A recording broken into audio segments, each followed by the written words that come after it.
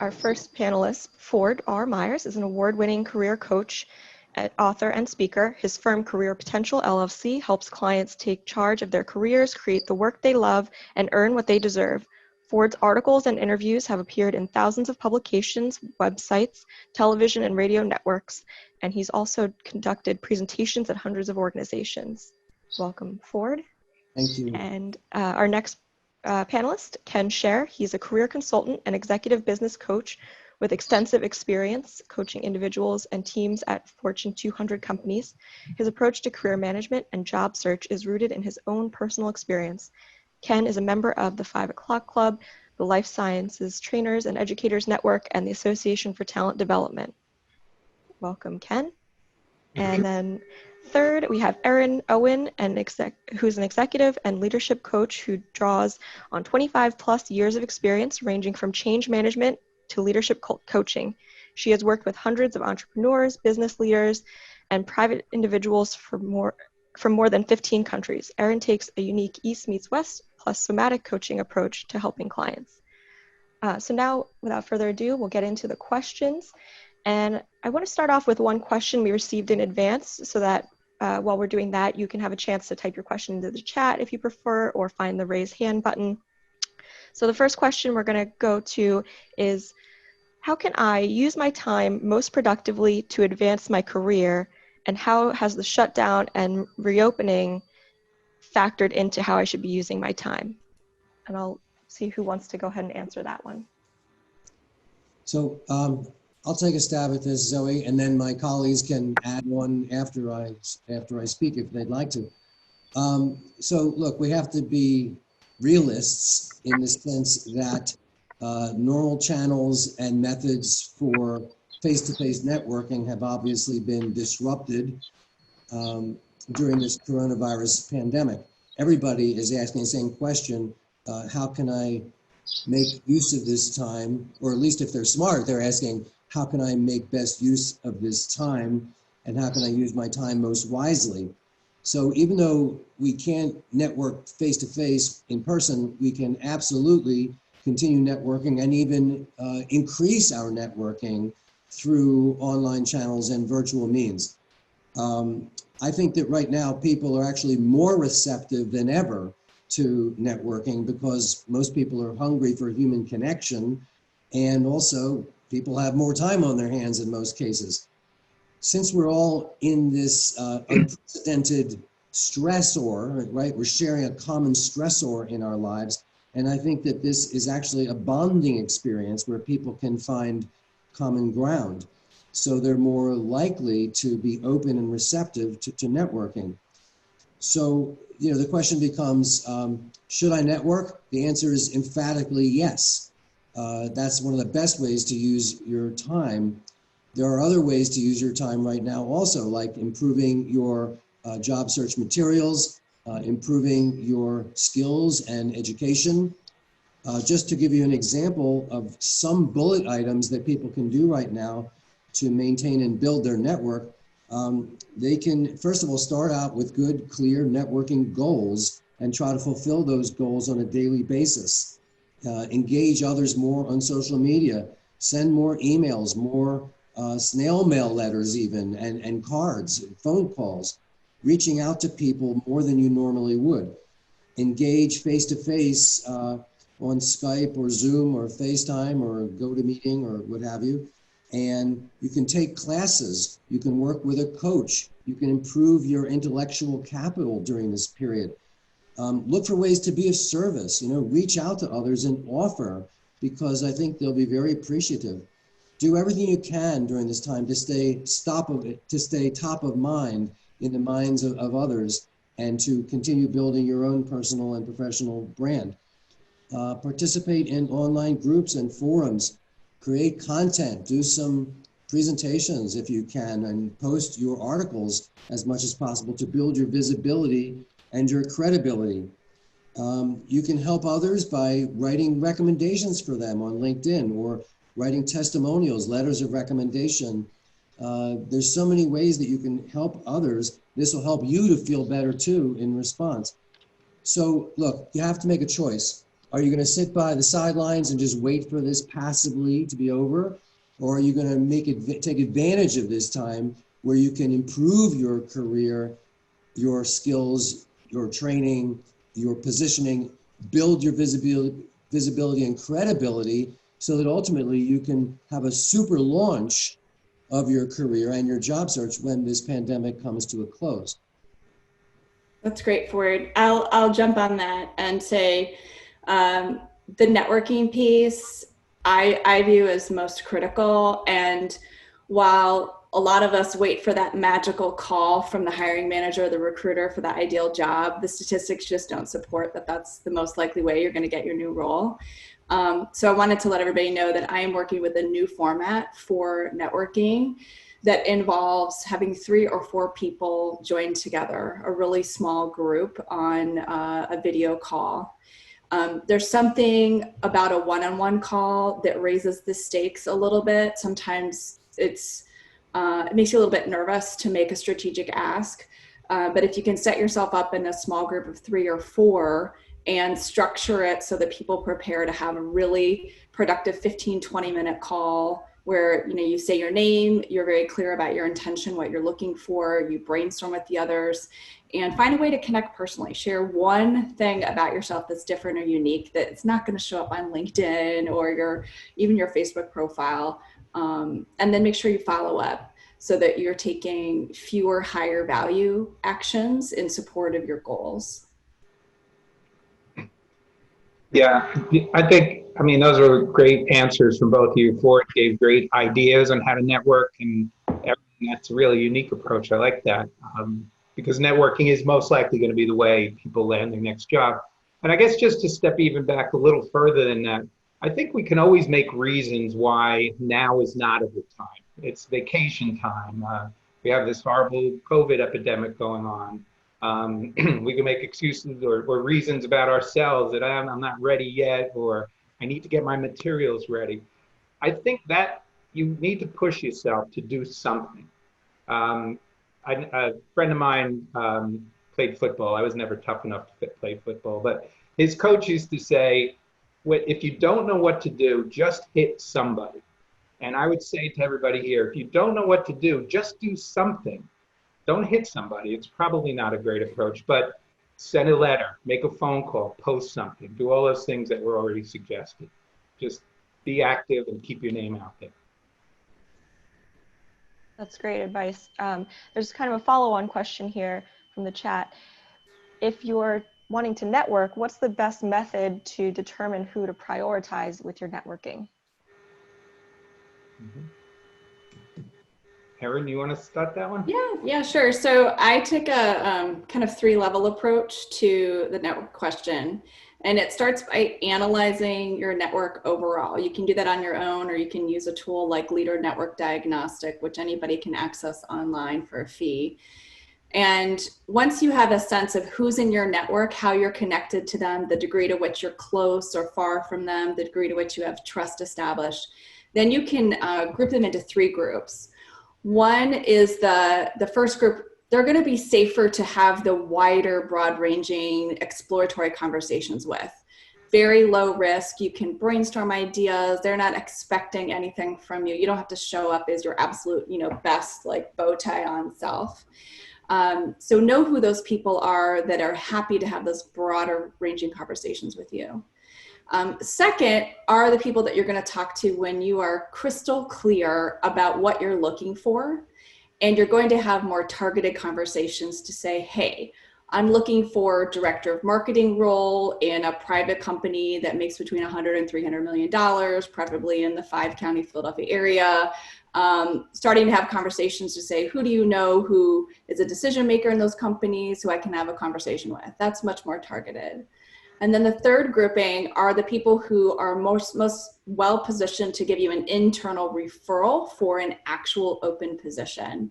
So once you have found something that's open, you're going to mine your LinkedIn contacts and ask that person directly for an introduction or a referral for an opportunity. So you have that inside scoop. So again, group number 1, easy to brainstorm, low risk.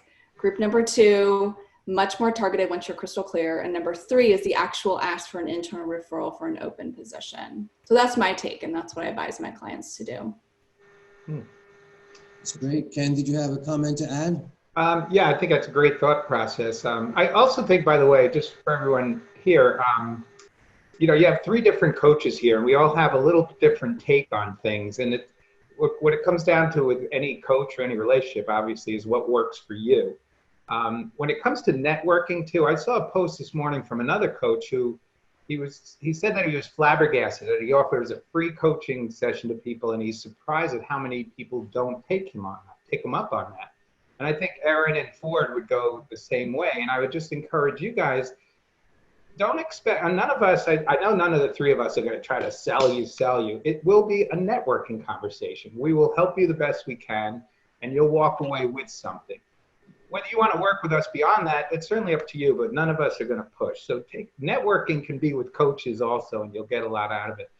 Just one other networking tip I have is, with LinkedIn, if you're looking to expand your network, a great place to go, which I don't know if many people actually do, is if you click on your college icon, it will take you to the college LinkedIn page. Then there's a box that says alumni.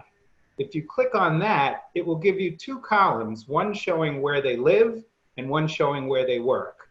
So you have all these companies of where they work. So that might give you, there might be some of your target companies there, and you kind of categorize them as Erin just described. Or there might be companies there you never thought of that you could click on.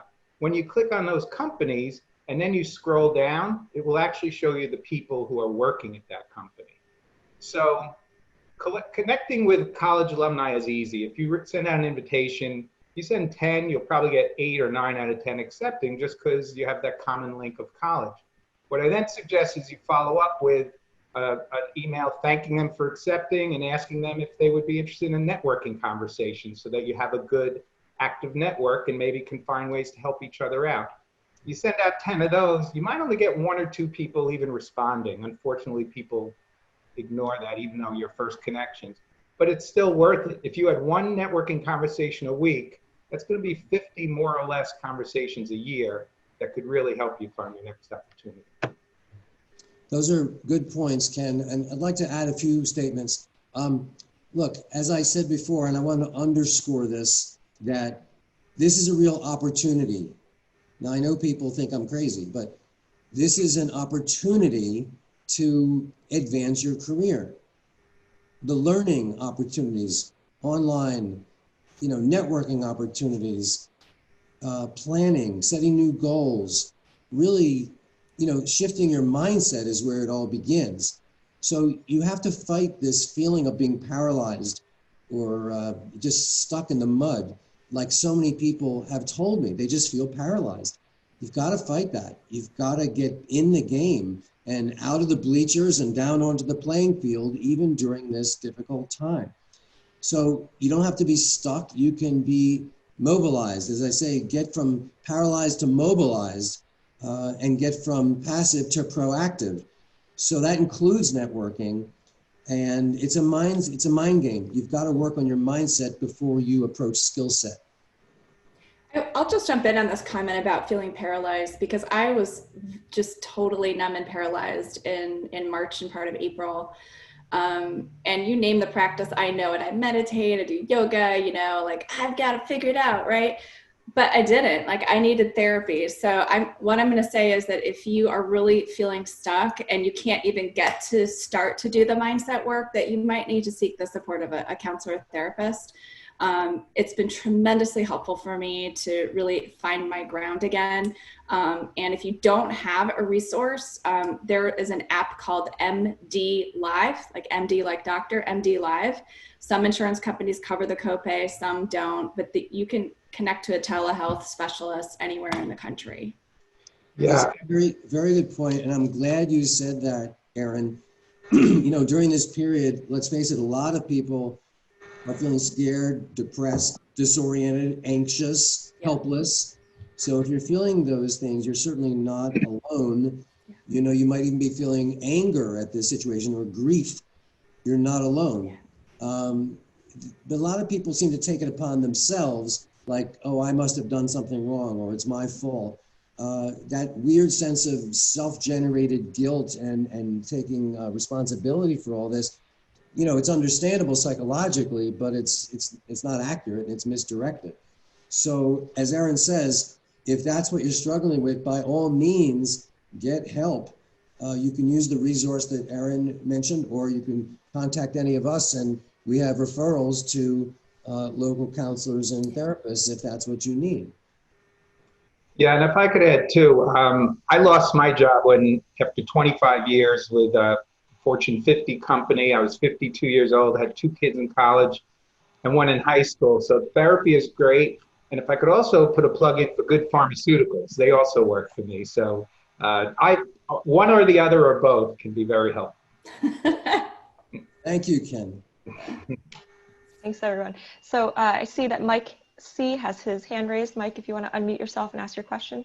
Great. Thank you, Zoe. I guess first, a thank you to Erin and Ford and Ken for taking the time to do this. Great information. We really appreciate you sharing your expertise. My question would have to do with trying to build what I would call a new network. In my case, I've been in my particular career field, my industry, for a long time. I have a good network, can always be better, and I'm working to make it better. But I also have an interest in moving into a different area than where I've been in the past. How would you suggest the best way to approach trying to build a network outside of, you know, where you have traditionally been in your career? That's a very good question. You know, I think the first place I would start, again, would be LinkedIn. I would, you know, you could do searches in LinkedIn for particular companies in that new area that you're interested in. Find people there and try to connect with in the same way I suggested earlier. First connection invitation, and then see about getting a phone call. You could look at your current network to see, you know, when you look at those companies, it will show you maybe people who from your school are working there, or other type connections that you might be able to connect with. Going to events like this, you know, networking events, and hearing what other industries people are in, I think can also be very helpful. So those would be a couple of suggestions for me. I'm Ford or Erin. Erin, please. Erin.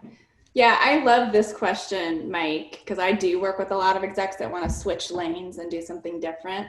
And I think my opinion is it's all about leveraging your first degree connections. So even though, let's say, for example, you've been in banking your whole career, or one industry your whole career, more than likely, every single person in your network who you know directly, personally, who's a first degree connection, knows somebody in that other area that you're looking to expand into.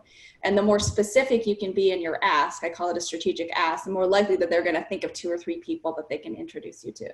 So for example, if you say, been in banking 25 years, but I'm really interested in moving into theater production, right? Who do you know who runs a theater company in the greater Philadelphia area? More than likely somebody's going to know someone, or know somebody on a board, or be a philanthropic supporter of a theater. And so that specific ask is going to help them think of somebody immediately. And then the request is then for a warm introduction, right? And to ask them what way they want to do that. So say, you know, would you be comfortable introducing me? And if so, you know, do you want a paragraph written that I can hand to you? Do you want to do it over text message or LinkedIn message or email? Let them decide the best way to have that happen for you. That's good, Erin. And I would add this. Mike, look, you can join associations and organizations in your new field. You can just show up and you're immediately engaged with all kinds of people in that field. If we didn't have the coronavirus right now, you could do it in person. But since we do have this problem now, you can do it all virtually. Start reading and studying all the current information about your new selected industry. Start writing and speaking and sharing your own thoughts and expertise about your new industry. In other words, be bold and don't stay in the shadows like, oh, I'm just a beginner, you know, I have nothing to say. No, step right out in front, speak authoritatively, even as a beginner, even as a novice. So don't be shy and stay in the shadows. Instead, come forth and introduce yourself to your new field.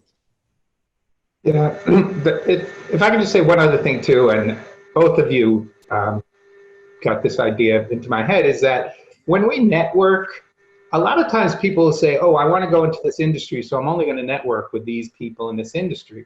But I think, as Erin said, and Ford as well, is that people know people outside their industry. You know people outside of whatever industry you're in. So you never know who's going to be able to introduce you to that person that will help you get into that company. So networking, it's not about asking for a job. It's about meeting people, getting your name and your information out there. I'll make another comment about the idea of posting. So Ford made this comment, like, get out there, you know, be visible in your new groups.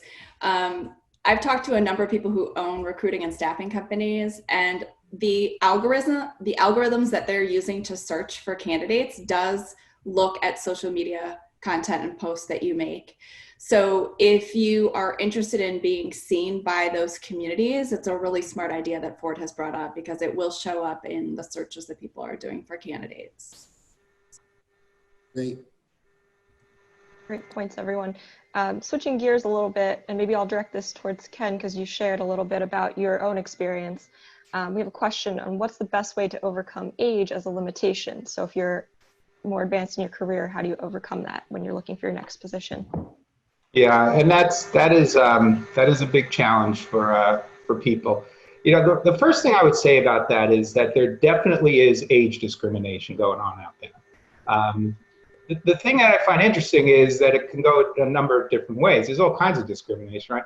Oh, I'm an old white guy, they're never going to hire me. I'm a young millennial, they're never going to hire me. I'm an African American or a person of color. I'm a woman. Whatever, and all those are true. Unfortunately, there are isms everywhere, and those are small-minded people that aren't just looking for the best talent. And you can't focus on that. You can't worry about it. You've got to have the mindset that I'm the best person for this job. I'm going in there and I'm going to show them that. And if you do show them that, regardless of whether you're male, female, black, white, whatever, if they want to improve their business, they're going to hire you. And if not, it's probably not a company to work for either. A couple of keys though, once you do get in there for those networking conversations or interviews, you have to have a high energy level. You know, one of the things they're looking at is this person too old? You know, are they going to have staying power and make it through the day? You got to make it through those interviews, however many there are, with energy and enthusiasm. You have to be able to demonstrate that you're up to speed, that you're current with technology or with the state of the industry or market you're talking about. And you just need to be able to just be the best interview you can. One thing I will say is that you also want to make sure you're answering the questions directly. The biggest hurdle that I see is when people ask that, aren't you overqualified for this question? If I were to ask you guys what that means to you, I'd probably hear you get paid too much, you're going to get bored in the job, you're just taking this job till you find something better, maybe you want my job as the hiring manager. Now, if I answer that I don't make too much money, I've made plenty of money, I'm just looking for a job I want, but I'm more concerned that you're going to be bored in the job, you haven't answered my question. So if you get a question around that you think they're worried about your age, clarify. Tell me more. What do you mean by that? What is your concern? Then when you have the right question, you can give the right answer. Yeah, and similar to that, I would say, just like a salesperson prepares anticipated objections to a sale and they prepare responses in advance, right? Think about, put yourself in the shoes of the hiring manager, the company, the person interviewing you, and think, what are they going to see in me potentially that they might object to, and how can I have a prepared response that aligns with their interest, what they're looking for in the role? And that way you're also showing up with your most confident, clear response, which they're going to read definitely into what, no matter what the words are that come out of your mouth. I agree with everything you've both said. It's brilliant. Let me add a few comments. One thing that people rarely think about is don't try to get a job at a company that clearly, right in front of your face, obviously is not a good fit for you. For example, if you're an older worker who's been in traditional employment and you suddenly get fascinated with advertising and you want to work for an online advertising firm in Center City, in a, converted loft building where everybody there is 22 and has blue hair and rings through their noses, well, the chances are you're not going to be a good fit. So don't even try to go into a situation where you know it's going to be impossible. Now, some people might say, oh, you're limiting yourself. You're not being open-minded. Anything's possible. Well, you know what? I'm a believer in playing the odds. And if you're an older worker and you're trying to make that kind of a shift into an environment that's clearly not the right fit, it's not going to work out. So instead, I say try to go toward companies which will embrace your experience and your maturity. Go to a place where they actually want some adult supervision. This will help you to find a better fit instead of trying to, squeeze yourself into an organization or a culture that's clearly a mismatch. Right, and I think that's great for it. And the reality too is, though, you'll know that companies, right, also, if you get called in for an interview, that means they're not thinking about age or gender or color, because if they see every company's checking you out on LinkedIn. They know who you, unless you have your high school or college picture still on there, they know who you are. So if they're calling you in for an interview, they're not doing it to waste their time. That means you have a shot. And if you kind of follow some of the things that we've been talking about, you're going to have a really good chance of winning that job. Now, Ken, that's good. And you mentioned earlier, Ken, about how you need to be current and embrace technology so you don't seem like a technology, heathen. So another thing to do, and which people don't often think about, is to look your best, okay? Look current, look stylish. I'm not saying you should go get hundreds of thousands of dollars worth of plastic surgery. What I am saying is take a good look in the mirror, take stock of yourself, maybe ask some trusted friends and advisors for some advice, and get yourself to look as current and as stylish as you can within your means and within reason. That will help you because, unfortunately, some older workers look like they just stepped out of 1972. So it's important to be concerned about your physical image. All great points. Thanks. And our next question is now, okay, you've gotten to a point where you've had your interviews, you've had maybe a couple rounds of interviews. What's the best way to get over the finish line when you get whittled down to maybe the top 2 candidates? How do you become that one candidate that gets picked? Who wants to go first? You go for it, Ford. All right, I'll keep it brief. Erin used the word sales. Well, interviewing is a sales process. You need to uncover the client, that's the employer. You need to uncover the client or the prospect's biggest pain points, their needs, their challenges, their strongest issues. And you need to tell compelling accomplishment stories that prove that you have successfully addressed similar issues in the past and that you can clearly transfer your skills from the old employer to this new employer and hit the ground running and really do a great job for them. And then toward the end of the interview, as Erin also mentioned, you need to consciously, deliberately overcome objections. So the best question to ask at an interview toward the end is, Ms. Jones, now that you've gotten a chance to know me, to see my credentials, to have a conversation about my whole career, tell me, are there any concerns or issues that would prevent you from moving me forward as a top candidate for this position? Now, that's a bold question. It's a question many people don't want to ask because they're afraid of the answer. But you must ask this question because it uncovers their hidden objections and it gives you the chance to address those questions or objections right then and there. Because if you don't do this, they're still going to have the objections. You're going to leave the place and they're going to throw away your resume because they had these objections which you didn't address. So that's how you get across the finish line, in my opinion, to sort of recognize these objections and to overcome them right there on the spot as best you can. The only other thing I would add to that is assuming that you've had an internal referral who is kind of your inside source on what's really happening with the process. Like if it slows down, why does it slow down? You know, who are they really vying for? You know, if you do have somebody who's advocating for you to be in that role, that's going to strengthen your case even further. Absolutely. Yeah. You know, if you think about the way interviews typically work, let's say if I were a hiring manager, I might bring in 3 candidates. I might see one on Monday and my schedule is busy or their schedule is, and then maybe I'll see the next one Thursday. Maybe I'll see the next one the week after. So how, if you're the first interview, how are you going to be remembered? So you want to have a plan with them. I'm sure you'll follow up with a thank you note within that day. So then you still might have another week and a half till they make their decision.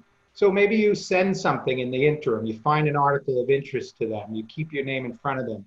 I think a great idea is having a brag book. You can see it's a very small binder, but you could bring this in on your interview.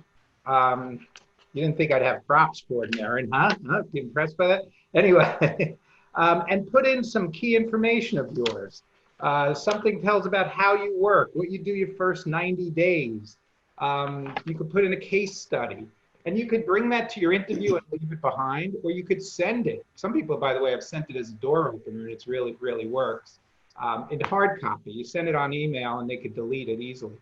But do something to keep your name fresh in front of them so that when they finally make their decision, 5, 7, 10 days after they've interviewed you, they'll remember you, and you will be the one they'll pick. That's a great point, Ken, and I'm glad you showed that prop. In my practice, I also work with executive clients to create an interview presentation similar to what you just showed. It's a great way to differentiate yourself. It can be a leave behind. It can be a conversation starter. It has many good and productive purposes. Sure, you could do it on your computer, and even if you're not a computer whiz, just working a PowerPoint presentation and showing it to them, it gives the impression that, oh, okay, don't need to ask about technology, this person gets it. I'll make a quick comment about that. I mean, in general, the ideas that Ford and Ken just shared are proactive, right? You're thinking ahead, taking that extra step to distinguish yourself, but also put yourself in the shoes of the audience. What do you know about the culture and the technology of that company? What are the software programs that they use, right? Mm-hmm. Communicate to them in their language to show that you are ready to dive right in with a very short learning curve. So if it's a PowerPoint culture, use PowerPoint. Mm-hmm. If it's a Keynote, use Keynote. Like if it's something else, use that medium to, again, speak their language and show you're ready to be there on the ground. That's a great point. Mm-hmm. So our next question from the audience is, job hunting can be like running a marathon. What are some ways to stay motivated and resilient until you cross the finish line? Coffee. Coffee. Pharmaceuticals, like Ken said. Or both in the same cup. Right. So Erin, what's your answer? What is your answer, guys? Erin, do you want to? It's everything from be consistent with your self-care to show up as your best self, to have key people who are in your corner, who are helping your positive outlook stay stable throughout the process. And ideally, like, don't put your eggs in one basket, right? Make sure that you are creating more than one option for yourself so that you're not fully attached to the outcome of one. And I know that's not always possible, but the idea is that you're not in a position of being cornered in any way. You're, physical health, mental health, relational health, or the opportunity itself. Absolutely. And in addition, I believe that you should not do this alone. You need to have a job search buddy or buddies. You need to have a coach, whether it's paid or not paid. It could be someone from your college career office. It could be a coach like one of the three of us. It could be, one of these state government offices like CareerLink, where they have career counselors. But this is not something you should do completely alone and isolated. See, what's needed are systems of accountability. Yeah. You need a system for accountability to keep you on track, moving forward with goalposts, with someone expecting you to achieve certain milestones that you have established. This is not something where you're just floating and, oh, I'm doing the best I can. And every day is another day. They all flow together. No, no, no. You need real goals, time specific, systems of accountability. That's what I think is necessary, the kind of external structure to keep you moving forward in a powerful way. Great points by both of you. And the other thing, and Ford, I think you mentioned this earlier in a different answer, setting realistic goals for yourself. If your only goal, daily goals, if your only goal is, if I get a job, I've achieved my goal. If I don't, I haven't. You're gonna fail every day until that one day you finally get the offer. Exactly. Set other goals. How many phone calls? How many meetings? How many LinkedIn invitations? Completing a resume. Have goals that you can achieve. Make them a little bit of a stretch goal. But so at the end of the day, you could feel like, all right, I didn't get the job, but I accomplished something. Exactly. Great point. Very, very good idea. So I have another question here about your salary. So what do they need to know about salary negotiations, when salary questions might come up in the application or the interview? How can they talk around that subject effectively? What do you guys think? I mean, that is always a challenging question. The application one, sometimes there's no way around it. You have to put in your salary and hope that it's within the range that they're looking for. That's where, obviously, again, your network can help you if you can get some inside information and or have somebody that's going to pull your resume and hand it to the hiring manager so that it doesn't even matter what you put on your application. But typically, I advise people, you go in, you need to have an idea yourself. When asked how much you're looking for, I would first respond, I'm sure you guys have a range and it's a fair range. Can you tell me what that is? Oftentimes they'll push back and say, well, I'd rather hear what you say first, so you could give your range and say, this is what I would expect. And, if that's something that's within the ballpark, obviously we can continue the conversation. But I would try to get out of them what their range. Every job has a range. So if you can get them to talk first, you'll be in a better position. Yeah, and I think most people are familiar with Glassdoor. And it's a great way to look up a job. You can find even a specific person who will be your manager to see what they make, see who might have been in that position before, to see what they make. That'll give you a good target. It's really the art of being vaguely specific, right? Answer the question without answering the question. Make sure you're going to stay in play. And I do think that this connects to the age question. Because say a younger company, meaning a company that has not been in operation as many years as a large Fortune 200 company, they're probably not going to have as big of a budget for salaries and benefits as bigger companies do. So know the game that you're playing and make sure that you're ready to answer a question that's going to fit what's reasonable within their compensation system. Well, Erin, you used the word game, and that's exactly what this is. I've been doing a seminar for many years called Salary Negotiation, The Rules of the Game. And the problem is that most candidates go into the negotiation not knowing the rules of the game. It's like leading the lambs to the slaughter. So it's unfortunate when candidates go in completely unprepared, they haven't done their research, they don't know the metrics. It's a bloodbath. So you have to know the rules of the game, and it is a game. It's a game that can be fun. It's a game that you can win, but it takes practice like any other game to get good at this and to build your skills. Now, in my world, I believe that you should do everything in your power to not answer online questions like how much do you earn or how much are you looking to make. How do you do that? By using networking instead of relying on online job applications. Through networking, you can put yourself in a situation where the salary question never even comes up until an offer is presented. That sounds crazy to some people, sounds like the yellow brick road, but that's what I do with most of my clients. It's more like, Ken, we want to hire you, you're the best candidate. Oh, by the way, what do you want to make anyway? Or, it's like an afterthought because they're so impressed with you. They love you so much. They want to hire you, and that the salary is almost immaterial. Now, that's an ideal. It doesn't happen every day, but that is a goal to strive for. So your goal is always to get the employer to name the salary number or range first, not you. It's a game of poker, right? You want to see their cards. You don't want to show them your cards. So there are specific phrases and sentences that you can use in the negotiation to turn it around and get the employer to name the numbers first. It takes skill, it takes practice. That's what we do in practice with our clients, and generally it produces very positive results. And people can earn much more than they thought they could because they don't get caught in that salary trap.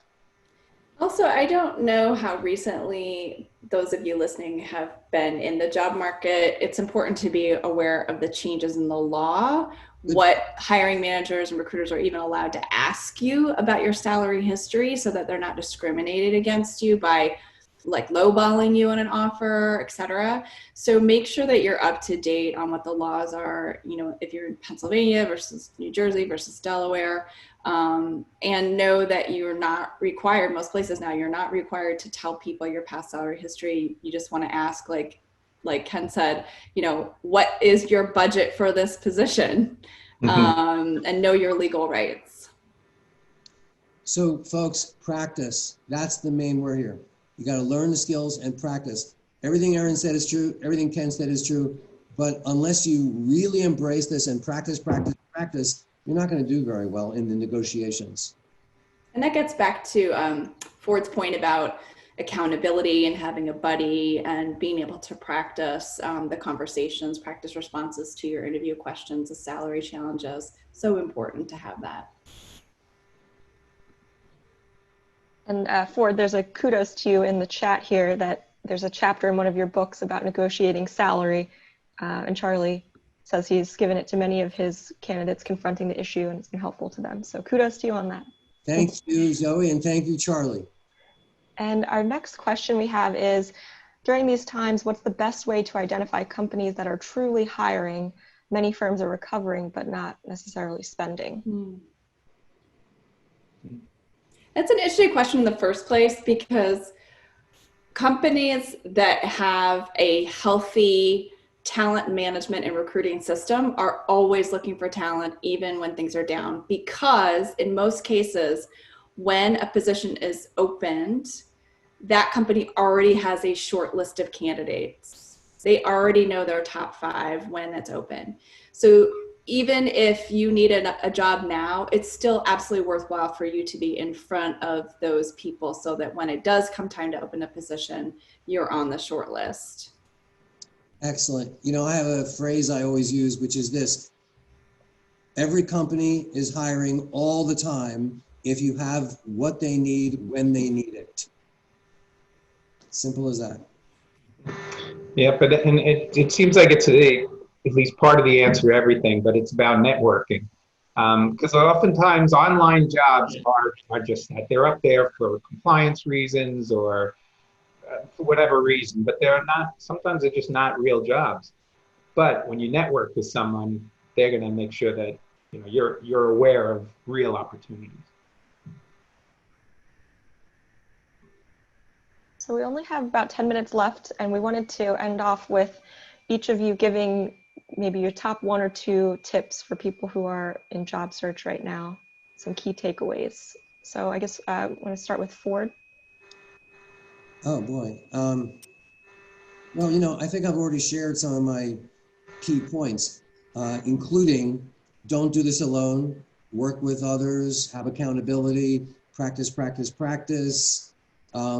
The other main point I made, and I have to say it again, is that this is an ideal time to take control, to assess your career, see where you are, where you want to go, to create new plans and goals, to get proactive, not passive, to get mobilized, not paralyzed.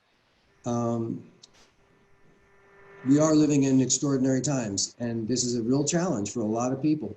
But it's an opportunity too. You have to turn it around. As they say, make lemonade out of lemons. The people who are going to suffer, the people who are going to be left behind, are the ones who do nothing. who just sit around passively waiting until this is over. That's a bad, bad mindset to be in.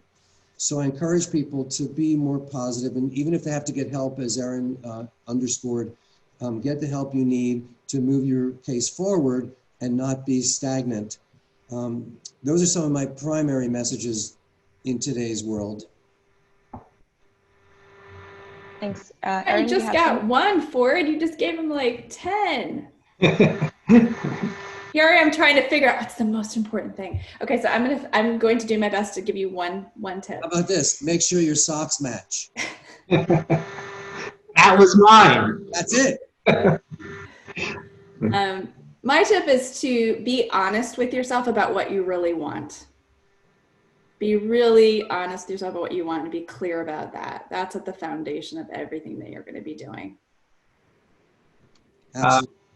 Yeah, I think that's great. I think one of what I would say is that everything matters. 75 to 80% of jobs are going to be gotten through someone you know. 10 to 15% are going to be through a recruiter. 5% are through posting online. So even posting online, as minimal as that chance is, it's worth doing if you have no other way to get to that company. But you still spend your time accordingly. 3/4 of your time should be spent doing something around networking. And that's where I would put my focus. As I say, network, network, network. Mm-hmm. If you stop networking, your career dies. Just like if you stop breathing, you die. Mm-hmm. So networking is to career like breathing is to life. Mm-hmm. All great points. Yeah, everyone take a breath. So thanks again to Ford and Erin and Ken. I think it was just great advice all around. And I'm going to also just share quickly this slide with their contact information.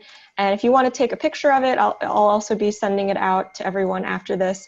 But that way, if you have a follow-up question, or maybe there was a specific question that you didn't feel comfortable asking in front of everyone, you can reach out to each of them either through email or a phone call and get advice on your own career.